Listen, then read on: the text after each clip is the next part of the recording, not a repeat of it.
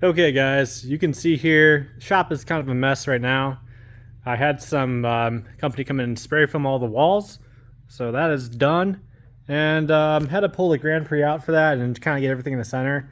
I figure I'll get this done now instead of having to wait later on. And then make even more of a mess trying to pull stuff out. And had a little bit of issue with the insulation. You can see the spray foam got all over the floors too. They didn't clean this up very well, so had to have the car out of the garage for about a week while they figured out what they're going to do about it. I think we finally arrived at a conclusion or a solution.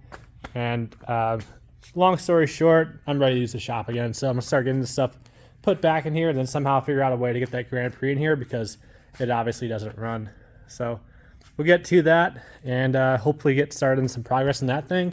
Not sure how much I'll get done this week, but this might get kicked off maybe a week later. There's not really a rush in the Grand Prix, but I have another project that's gonna be super cool. At least I think so. I don't think you guys will think the same thing.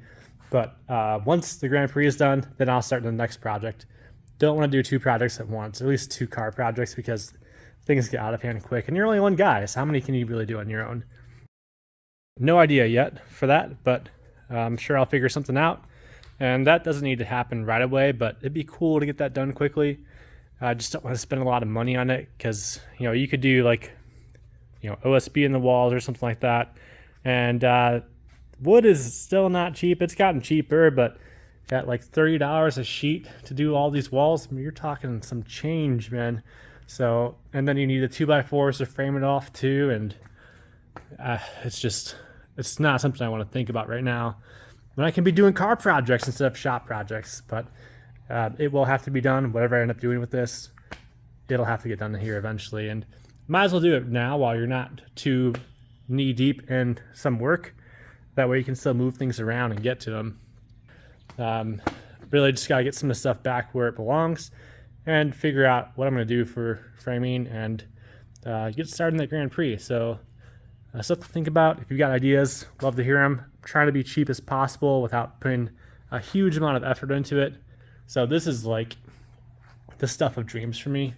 Even though I wanted to go bigger, like when you're building things in games, you can build wide or you can build tall, right? In Civilization, if you play Civilization, like you can build a lot of cities or you can build one or two really big cities. I'm kind of doing like the small version where I'm doing like one or two that I'm building tall. So that's kind of what's going on here. At least that's my justification for doing what I think was a little bit smaller. It's a 30 by 40 shop. I wanted to do like a 40 by 50 or a 40 by 60. But that's kind of a pipe dream. It's so much money.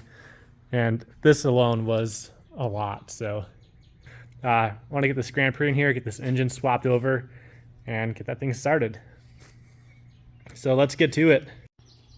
Okay, I've got the garage somewhat settled in here for now. This might still be temporary until I can get something framed in the walls so I can cover up this foam. I'm not sure yet. We'll see what happens here, I guess. I definitely want to frame in something for electric because right now there's no power in here. There's no lights. So anything I do for lighting is just like off the wall there from before. So I need to get up here and actually put some lights in and get an electrical panel in here. And I think temporarily, since there's no power at the house yet, the house is still being built, I'm probably just gonna go ahead and use the generator and just backfill or backfeed that panel. I'm only gonna get one leg of 110 out of it. It's only like a 30 amp generator and really it doesn't even do that. So it's really disappointing. It's a Westinghouse generator, would not recommend it. But I'll probably put a hole in the wall here somewhere and run an extension cord for that or something. I'm not really sure yet. I might just do a 20 amp off of it because it can only do 20 amps anyway. And then if I do 20, I can just use, like a 12 gauge extension cord, and that should be sufficient for that. And then the interior will get like some light in here, and I'll put some outlets there and just put all that off of a 110 for now, off of a single leg. But I think I'm gonna do that here one of these days soon. It is almost the 4th of July, so there's not much more work I'm gonna be able to get done here. And lights would help out tremendously. And It would really be awesome to get some AC in here, but that's going to be a while before that happens. It's going to be so much money. Well, the Grand Prix is in here now. It's in its spot. It's going to get worked on probably right here. As good of a spot as any. And yeah, we should be able to get this engine out of here soon. I'll be honest, guys, I've got no motivation to do this right now at all. I've got another project that is coming up here soon, and I keep thinking about that thing. And there's no real drive for this right now because there's no power to it right now. There's nothing really to get this thing going for. It's really more of just getting it going and getting it out of here. So for the Grand Prix, I picked up this engine from the junkyard. This is a relatively low mileage L67, and I think it had 137,000 miles in it. That's what the oil change sticker was for, and it was fairly recent. So this is a pretty low mileage engine, and the cylinder walls looked really good. We tore it down to the heads. Had some friends help out with that. It was nice. We got that in and out within like 30 minutes. So this engine is going to go in the car. These ones here are all junk. I'm not going to use any of these over here. All of these have some sort of issue. I think actually both of these have the same issue. It's one cylinder that is just very rusted and very scuffed up, so it's going to have low compression on one cylinder. Otherwise, these engines, they should be fine probably, but like they both need to get rebuilt for such a silly issue because somebody just didn't store it well. So I found that I have much better luck getting engines out of the junkyard than I do off of other people just because of stuff like that. Like every time I've bought an engine off of somebody, it's never been useful because it's always been junk because they didn't store it properly or something like that. But whereas the junkyard engine, it's still in the car. It's not been torn out. It's not had elements exposed to it aside from what's in the junkyard. As long as that hood was closed the whole time and the intake manifold was on, the rockers were on, or valve covers were on, it should be good. So this one happened to be pretty good. Spins really easily, and it has like no wear in it at all. And for the shipping, I carried this from Michigan back to Nashville.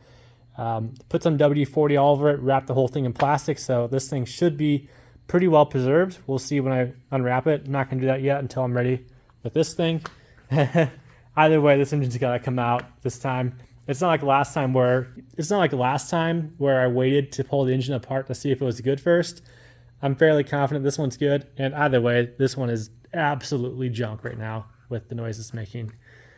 So I've got no light right now, and I'm tired. It is very hot out tonight, and I'm about to call tonight here and see what I can do the rest of the week.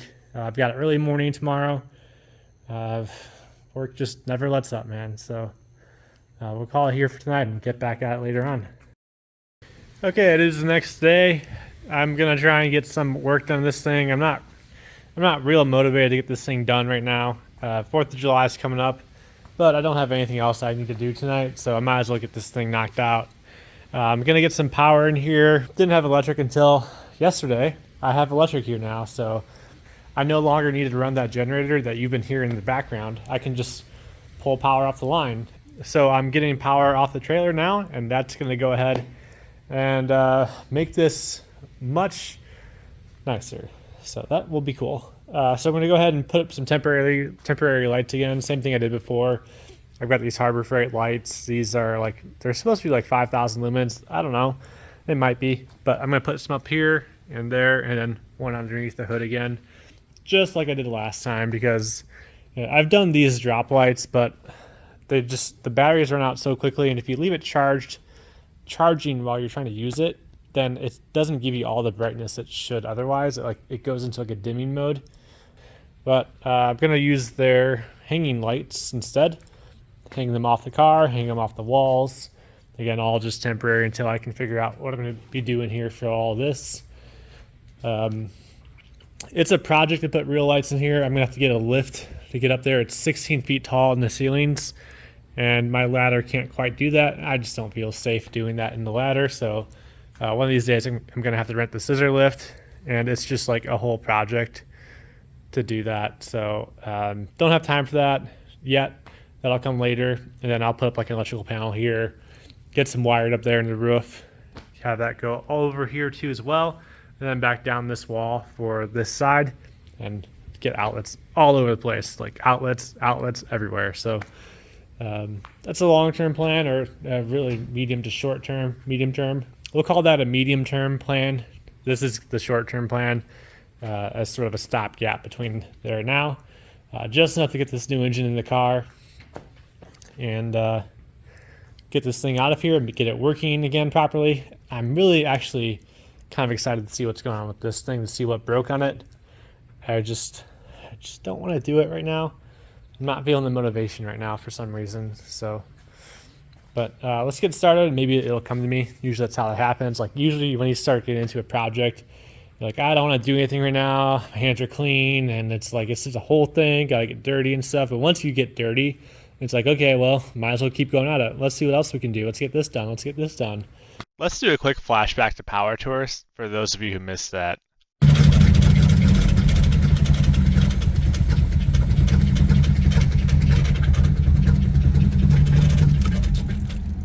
This thing was making some of the worst noises I've ever heard out of any of these engines before. And at this point, it's time to tear this thing apart, see what's wrong with it, and see if we get this thing fixed. So let's roll that intro.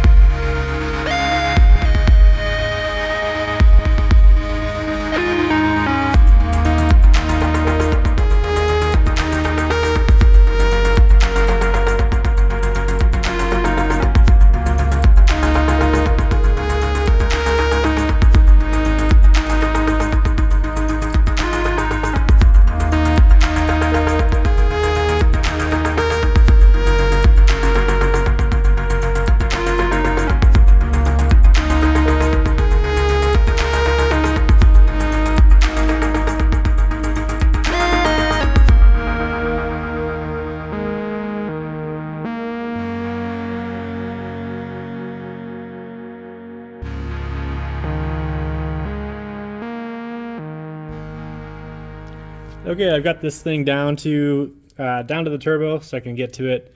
Got the exhaust V-bands unbolted, but of course these things get on here really tight, and they don't really want to move. So even after you've got them loose, it's like they don't want to come off whatsoever. A little trick I do here with this is I take a flathead screwdriver, I get it underneath the V-band itself there, and just pry and twist, and it'll come out. Usually like that. You got to get to each one of the three little bands on it. There's like 3 little clamps on it, and this one will be difficult to get to, but I'll get to it from probably this side over here and get that out there. So I thought I'd show that. It's kind of cool. It seemed like a very difficult thing to get off if it's misbehaving, but if you just know that little trick there, that'll get them off pretty quickly. And this whole thing should come off. No fuss. No, not a big deal at all. This is the 3 rings I was talking about, so you gotta get your screwdriver, pop it underneath each one of these things, and they'll come right off. So, seems to work out pretty well so far for me. Don't lose your nuts. put your nuts back on your V-bands. Put your bolts back where you got them off. That way you don't lose them.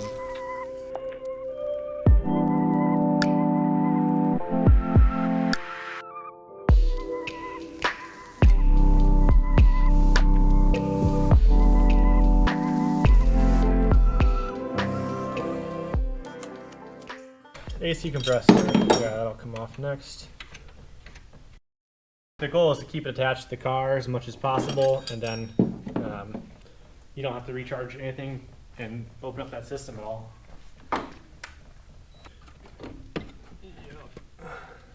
There we go. And this will just kind of stay back here. Once again, put your bolts back where you got them. You don't lose things, you know? And then you're not like, hey, where did that bolt go? Or where does this bolt go? I don't know. I've never seen this one before. Don't know how it got there. Sometimes I think, you know, where did I go wrong in life that my hobby is torturing myself with cars? But then you drive the thing and you're like, oh yeah, that's why.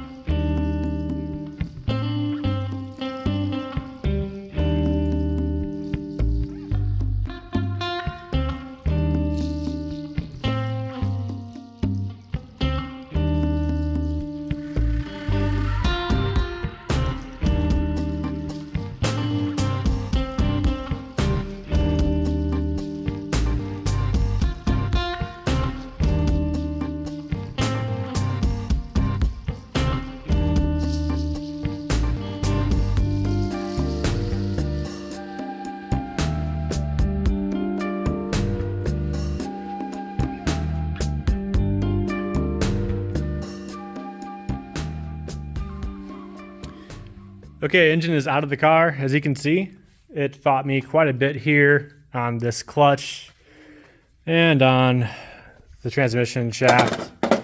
And things are looking okay there with that, so I didn't damage anything as far as I can tell.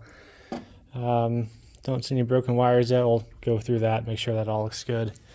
I don't have a spare engine stand ready to go for this thing right now, so I'm just going to go ahead and pull off the oil pan. I think the damage that's there is going to be pretty obvious. And I really got to pull the heads off too, because I need to check the heads and see how bad those are.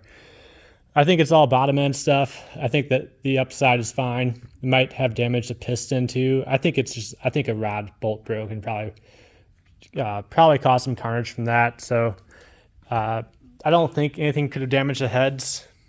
We'll see when we get these off here, but really curious to what this looks like. I guess I could even pull an engine off the stand there too, but yeah, let's go ahead and just dig into it.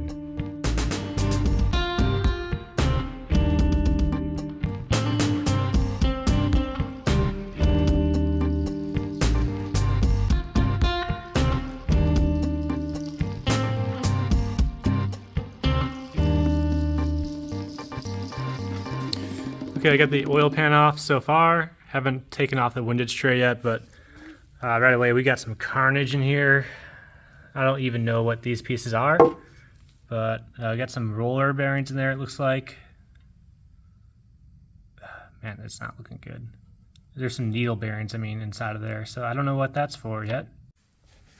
Okay, I'm not sure what I'm going to find in here. If I can study this camera. All right, I'm going to go ahead and pull this off here. This is also RTV'd on. Pretty good, actually. So, go ahead and pry this off. Okay, now I can get the windage tray off, I think. Sorry about the lens flare.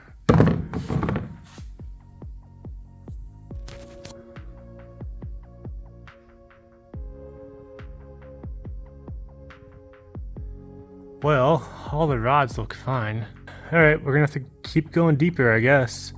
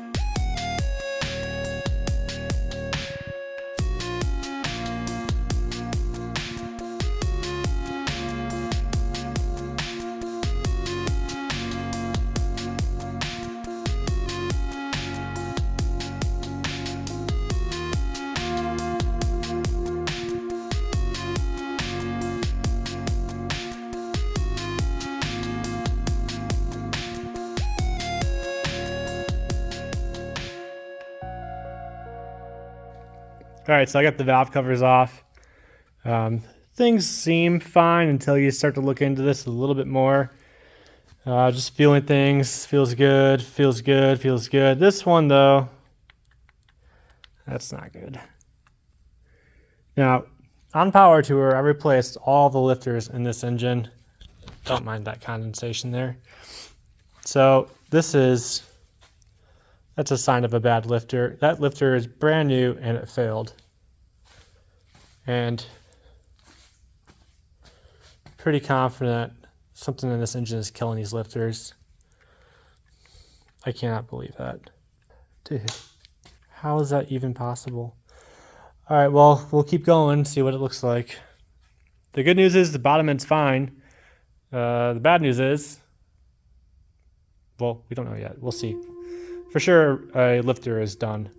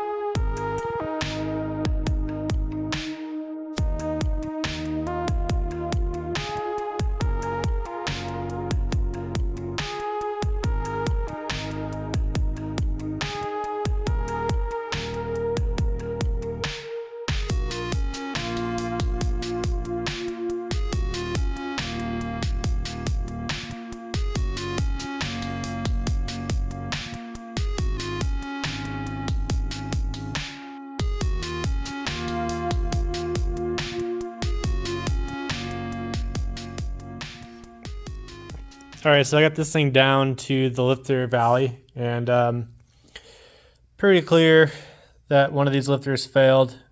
Brand new lifters. This one is sunken in there, and I can't see the cam from here, but I think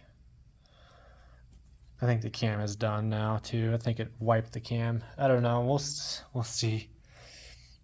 But it's not looking good. See if we can get this one to go up a little bit. Wow. I can't even get the engine to turn over. I guess all the valves are shut, so there's that. So that makes sense. Okay. Let's pull off some plugs.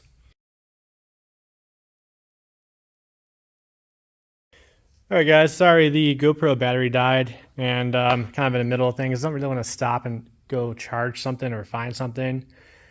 Here's the damage report so far. The lifters are definitely the culprit here. I have one lifter that's really bad. You can see this thing is just all sorts of destroyed. I don't understand how this happens. I mean, this is a brand new lifter. I soaked them in oil before I put them in. Don't know. And this one down here, this is the one that was, making all that noise. It was loose. This one here is just stuck in the bore. It's probably just like this one where it's just exploded on the other end and it's just seized in there. It can't come out. So that is part of this block now. It's never going to come out of there. At least not with me.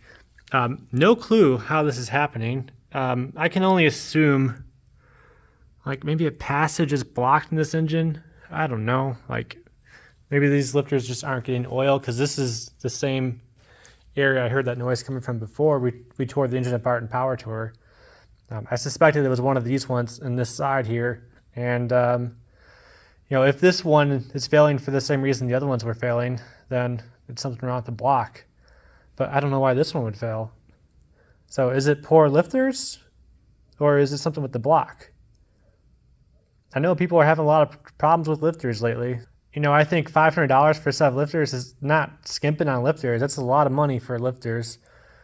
I don't know why these ones would fail so easily. Who knows? Someone's going to blame me for not getting them soaked in oil enough. The rest of these look fine. The cam itself is pretty torn up too, as well, as you can imagine. This is the one that won't come out. That's the exhaust valve on cylinder number 3. And here is the exhaust valve on cylinder number 5. And even the intake valve is not looking too great either, actually.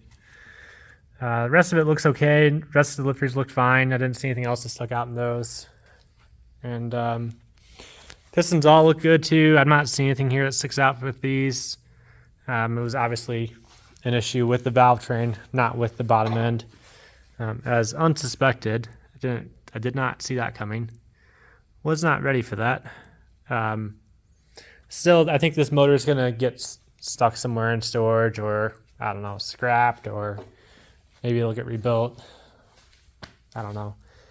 I'll probably rotate this over, see if I can see anything in the bottom end here again, and see what it looks like. Okay, so the bottom end looks fine. It looks like even reusing that torque yield bolt wasn't the issue. It was lifters. And you can see kind of some of that damage in there. That lifter kind of got in that section there and then just ping-ponged a little bit. Eventually made its way down here. And then, it eventually made its way down to the oil pan. Got some trash in the pickup. Not that bad though. That cylinder wall is not looking great, and neither is that piston. But you can kind of see it in here. You can see it down in there. That's that shiny part down there, that round shiny part. That is the lifter. It is missing the roller completely. It is just destroyed, so like, I don't know if this will zoom in, come on. There we go. Yeah, that's the lifter right there, and it is just absolutely destroyed. So that bore is done. So this block is gonna need some machine work now for sure. Unfortunately, even though the whole rotating assembly is fine. And with 3800s, you really don't really machine these things. The factory tolerances in these things are so tight that anytime you get these things machined, they don't come back with oil pressure. So, I mean, you could do it if you're willing to spend the money on an external pump. But like when these things are a dime a dozen, what's the point in doing all that? And yeah, you could probably get away with machining it, but yeah, man, I feel pretty defeated in this one. So I don't know what the solution here is. I could spend the money on some high dollar lifters, like some Johnson lifters or something like that, or put some factory lifters back in here. But the thing I'm worried about is with these springs, the spring pressure is so high in these things. These are PAC 150-pound springs. At least that's what they're marketed as. I'm not sure what the actual spring rates and the details are, but I got these from ZZP, and they sell these things for these cars. And according to most guys who run these are the best, supposedly. At least that was common knowledge from like 10 years ago. Maybe things have changed since then. I don't know, but for a cam like this, you want to have springs like this. So not sure what to do here. So I'll probably get that motor over there put together, and hopefully we get this thing back together. I'm gonna need a new camshaft. I have a camshaft, but it's not what I wanted to put in this car. It's way too big for this car, and I don't want to run that camshaft. I don't think I've got the lift clearance in the heads for that, so I'll probably get a different camshaft, like maybe an ST5 or something. I'm not sure. So I'm going to be away from the garage for a little bit. I'm going to take a break from all this. 4th of July, gonna go celebrate and come back to this afterwards. And in that time, just kind of do some research, see what's out there, see what I can do, and see if I can come back with a solution for this. We really want to have this thing put together soon. Don't want to be sitting out here with it because I have another project I want to get started on. But this one, unfortunately, is about to eat into that budget big time because this stuff is not cheap. This is like, 3800s are cheap, but then you get into valve train modifications like lifters, double roller, and, springs, retainers. Like you're looking at over $1,000 to put a different camshaft in here if you want to do it right. And that was like a couple years ago when lifters were not an arm and a leg. So maybe now it's like going to be crazy expensive, like $2,000. And thankfully I've got the springs already, but I don't have lifters now or a camshaft. And I kind of want to replace this double roller too, just in case. It's been on here for a while and it's seen some stuff. So, well, maybe I'll keep running that thing. I don't know. We'll see. So I think that's going to be it for today, guys. I appreciate you guys watching this. Hope this is interesting. I'm hoping I can keep doing interesting stuff here. With car YouTube stuff, the challenge I'm seeing is that this stuff, building cars is not cheap. Doing all this stuff is not cheap. So it's this balance of building something interesting and also not killing yourself in budget. But like, I don't understand how people can do all these projects because like, this is not cheap. I'm not looking to make big power with this car anymore. I think I'm just going to keep this thing a nice high power cruiser. Like I'm not going to do. Initially, I thought I was going to go for like 800 horsepower with this thing and more, just to see what the 3800 can do. But I want to be driving this car. I don't want to be wrenching on it anymore. I think a lesson in this, a lesson I've learned here in all this is that you want to do things right as much as possible the first time, even though things seem simple when you're doing them. Going back and redoing it really sucks. Like I love the idea of just don't get it right, just get it running, but also don't do something that you're going to regret later on. Like the biggest example I can think of that is the exhaust in this thing. It is just a nightmare to get this thing in here, and it sounds good. It does sound good, but it's so tight, and I really can't get a bigger turbo in here because of it without redoing for the exhaust manifolds and that crossover. Like I would have to redo so much work to get a bigger turbo in here. Man, I don't know. It's late. I'm rambling. I'm going to go ahead in here. Thanks for watching, guys. We'll catch you next time.